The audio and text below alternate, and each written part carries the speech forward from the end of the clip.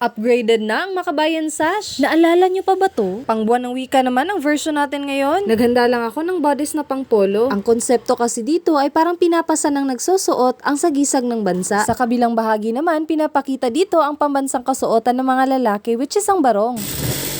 Ang midnight blue na kinating ko kanina ay base lamang na ating gagawing sash. Ang red satin ang napili kong first layer, kaya yan tinatakpan ko na yung ating sleeve. Dadaanan ko lang ng basic stitch itong mga edges para mag-fuse ang dalawang tela. Once done, cut na lang natin ang mga excess na tela. Ngayon naman, kailangan ko na maglagay ng markings para malagay ko na yung blue na satin. Daanan lang natin siya ng basic stitch, flip, and then daanan ulit ng basic stitch para mag-flat yung tela. And kagaya sa ginawa natin kanina, para mag-fuse yung tela, kailangan lang natin mag-basic stitch dito banda, tapos cut lang natin yung mga excess fabric. Okay, bodice naman tayo. So naglagay lang ako ng markings na front at back para hindi ako malito kung saan ko nga ba ilalagay yung cover up ng mga satin. Yung red pa rin ang pinili kong first layer kasi itong blue dito sa bodice, gusto ko maging connected sa blue naman na nakalagay sa ating sleeve. O i-flip ko lang para makita nyo ang ganap. So ang connected lang ay sa dibdib banda at sa shoulder. Parehong proseso din ang ginawa ko sa likurang bahagi nitong ating bodice. Now it's time para i-connect natin ang ating shoulder. Dinaanan ko na rin ang overlock para malinis. Ngayon pwede na nating i-connect ang ating sleeve. Partially connected lang ang sleeve kasi nagsimula ako dito sa gitna hanggang sa dulo lang ng ating blue. Sa blue ng ating sleeve. So ngayon pwede ko na i-fold ang blue dito sa bodice kasi meron na akong guide kung hanggang saan ang pwede kong i-fold. Basic stitch ulit para mag-fuse ang mga tela at good to go ka na. Same procedure lang sa likuran. At eto na nga siya, malapit nang matapos. Kailangan ko na lang pagdugtungin ang ating sleeve at bodice.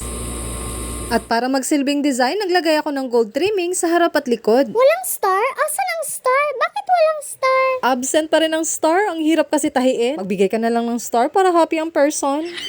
And finally, tapos na ang ating upgraded Makabayan Sash. Detachable ito kaya flexible, depende sa sukat ng bata. Kung natuwa ka sa tutorial natin ngayon, please like and share. At pwede rin naman stars para happy ang person.